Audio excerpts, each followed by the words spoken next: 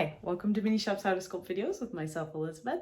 And in today's technique and texture video, I'm going to show you guys how to make rope or coil or a twisted type of clay, like this. As always, I'd love to see what you make. So if you send me your photos, I'll share some at the end of the video.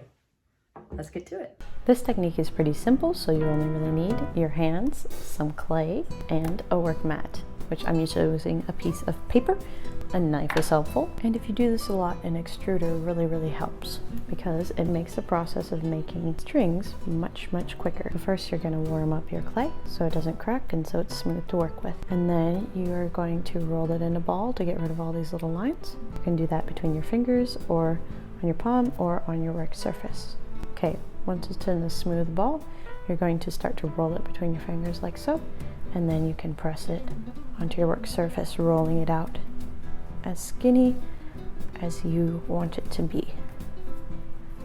Now evenly press all along it, otherwise you're going to get lumpy spots. If I just press like this in one spot, it's going to be thinner here and thicker there. Evenly press all along, and you may work in one segment and then roll your way along.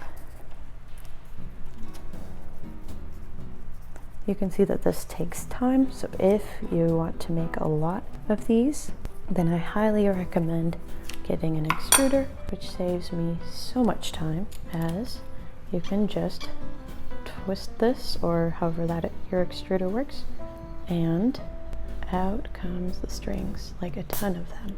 And there wasn't very much clay in there, so that's why it made that noise. And they're pretty inexpensive, less than $15. So if you're going to do it a lot, it'll save you a lot of time. It's worth it.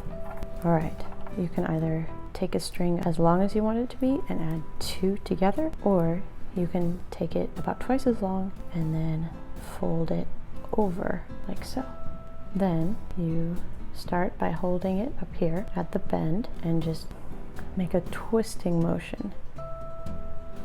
You can twist any way you'd like, but once you pick a direction to twist, continue that along the whole way.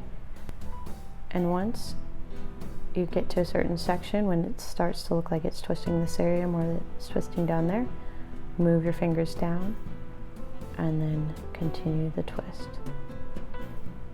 Move them down, continue the twist.